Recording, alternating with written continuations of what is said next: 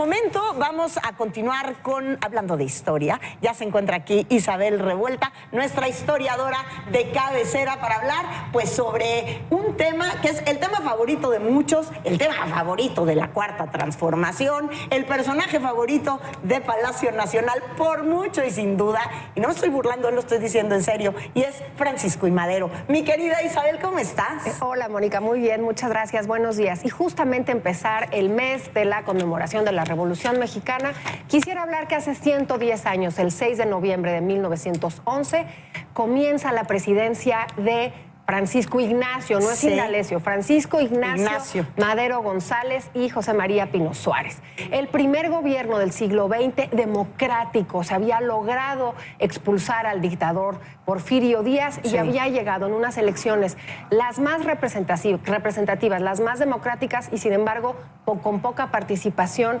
de Igualito que en este momento, digo, hay que decir la verdad, son las más democráticas, las más, digamos, no ha habido un presidente con tanta popularidad en ese sentido como el actual presidente, pero la participación fue poca. Claro, tampoco y la participación, fue tanta la participación. Así es, la participación fue poca y además un personaje que yo quisiera rescatar, porque tenemos a ponerle este velo de que fue el mártir de la democracia. Es un hombre muy complejo, no podemos entender muy complejo. a Francisco I. Madero sin entender el espiritismo. ¡Ay, es fantástico ese libro! Un libro fantástico, es de mi compañero Alejandro Rosas, pero lo que yo quiero enfatizar es que no podemos conocer un personaje que lleva a pie juntillas una ética y una moral espiritista. No era un loco, no era un excéntrico. Hay que conocerlo. Él estudia en Francia y conoce los preceptos de Allan Kardec.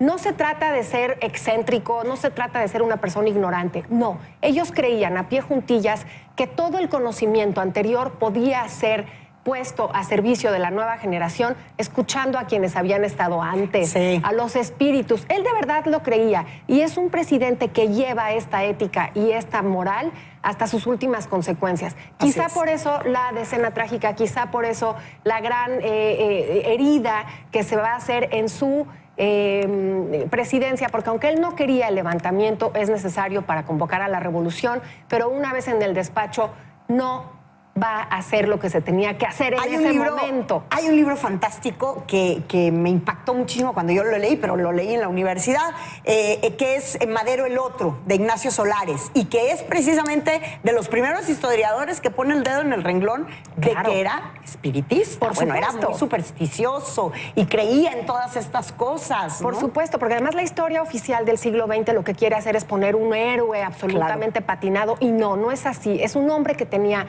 te digo, esta convicción, pero por otro lado, la necia realidad.